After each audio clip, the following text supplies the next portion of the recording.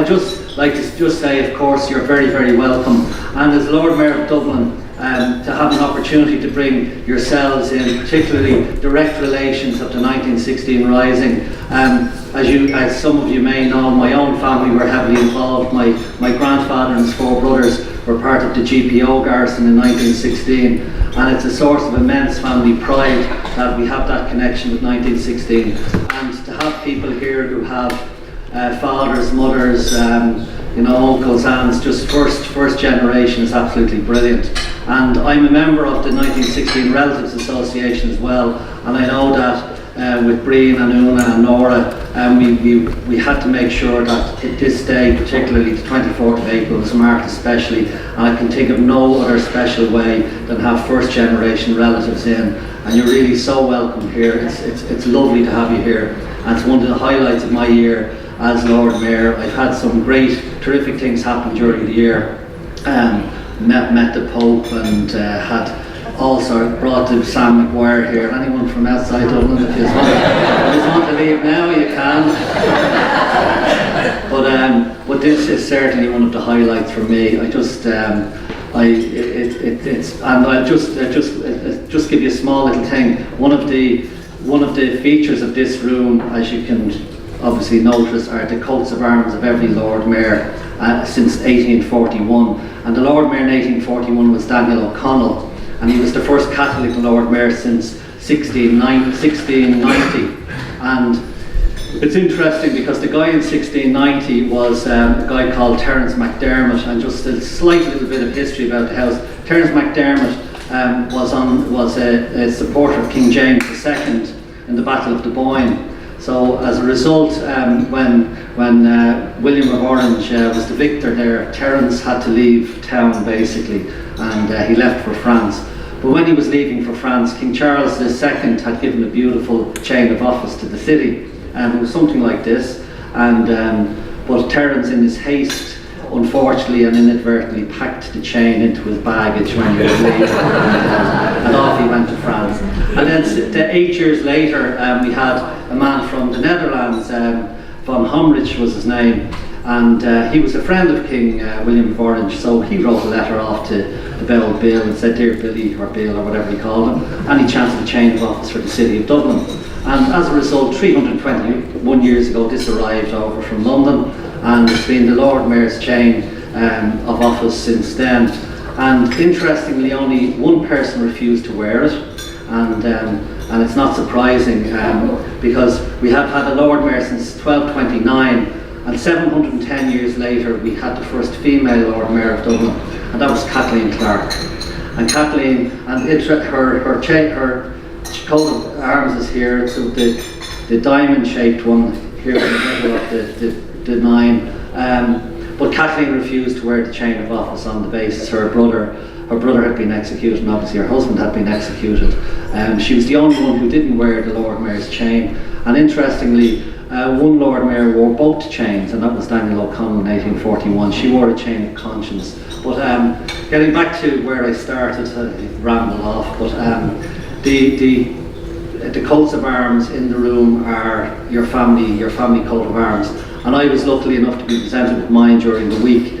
And if you've an Irish name, an Irish connection, you've no choice what goes in the main part of it, and mine is O'Rin, so it means spear, so it's 2 spears. But the Chief Herald, because of my connection in 1916, he also allowed me to put 5 small rings into it just to commemorate my grandfather and his 4 brothers. So forever in the Mansion House here there will be a tribute to not only myself as Lord Mayor, which isn't the most important thing, but also to my connection with 1916. But I think we're probably going to have a few more little speeches later on, or not so much speeches, but just talks or whatever. But this room, as you know, the Oak Room was very important, but the most important room in the house is the round room, which is just down the corridor here. And the round room, which was where the first Dáil was held, and when you think back to the 24th of April 1916, was the start of that, which culminated in us having a first Dáil on the 21st of January 1919. And the round room was incidentally built For the not for that particular event, but for the visit of King George IV in 1821. And King George came over. He was the one. His father was George III, who was the king who was a bit mad for the last 15 years of life. And George IV, although he wasn't mad, he was a bit of a playboy, etc. And but he came to Dublin, and he gave 8 weeks' notice that he was coming to Dublin. So the authorities here were in a bit of a panic. So they came to the Mansion House, and they decided, because there was a yard, they would build within 8 weeks the round room in the Mansion House. And of course that makes us absolutely certain that it wasn't built by Dublin Corporation. It's just once we know that. And the other reason we know it wasn't built by Dublin Corporation is it's actually still standing 200 years later. But we did have the first oil here in that room, and the next day they actually met in this room, in the Oak Room. And as you know, there was only 27 TDs for the first oil. But subsequently, history evolved within this house as well. And the Lord Mayor at the time of the foundation of the Volunteers in November 1913 was a man called Lorcan Sherlock. And Lorcan Sherlock wasn't a nationalist, and he actually refused to allow the round room in the Mansion House to be the room where the Volunteers would be formed. So as you know, the Volunteers were formed in the Rotunda instead of in here, but it could have happened. But luckily enough in 1917, and a lot of people remember Alfie Byrne as he was Lord Mayor for 9 years and then another year, so he was 10 years a Lord Mayor. But I would argue that a man had a much bigger impact in Irish history was the Lord Mayor in 1917 to 1924. He did 7 years, a man called Lawrence O'Neill, who doesn't get any credit at all for what he did. One of the first things he did was he welcomed the Volunteers back in 1917, in June 1917, and had a reception here for them in the Mansion House. Of course, he opened the Mansion House gave it for the first Dáil in 1919, and a huge number of other things he allowed happen here. And in fact, in July 21, the truce was actually negotiated in here. And in December 1921, in the room behind you there, the drawing room, the cabinet met to discuss whether or not they would approve the treaty, they would put the treaty to the actual full Dáil. And the 7 men who met in there, the cabinet at the time, it was a 4-vote to 3 split, which reflected the vote that they had subsequently in Earlsfort Terrace in the Dáil, the 64-57 vote. And the 4 who went for the treaty were the obvious ones, Collins, Barton, Griffith and Cosgrave, and then against the treaty was De Valera, Austin Stack and Paul Brewer. Thanks very much, Paul, for being my wing person, I think you have to say nowadays. But two other, just before I finish, two other meetings that took place here in the Mansion House in subsequent to the signing of the treaty, the ratification of the treaty. In March 1922, Cumann na mBan, who, as you know, were fiercely anti-treaty, they had a convention in the Mansion House, and they rejected the treaty by 416 votes to 63.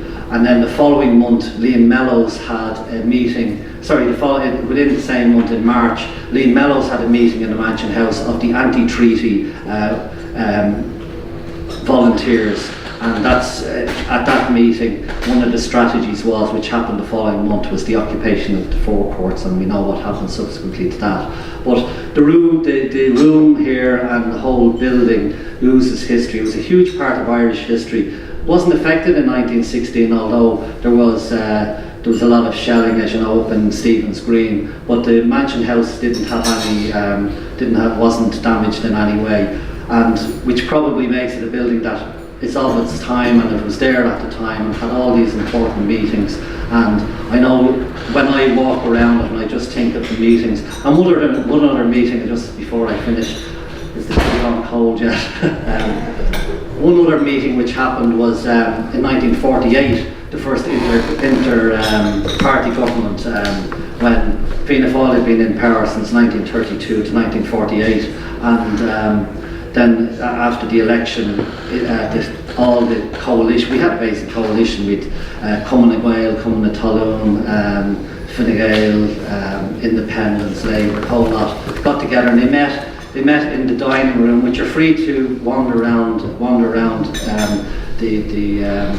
house and just have a look at the rooms. But in that dining room, they met to negotiate could they or could they not form an inter-party government. And the sticking point in the end, well, there's various sticking points, but in the end, Sean McBride, they needed his vote, and he was going to be made a minister. But he refused.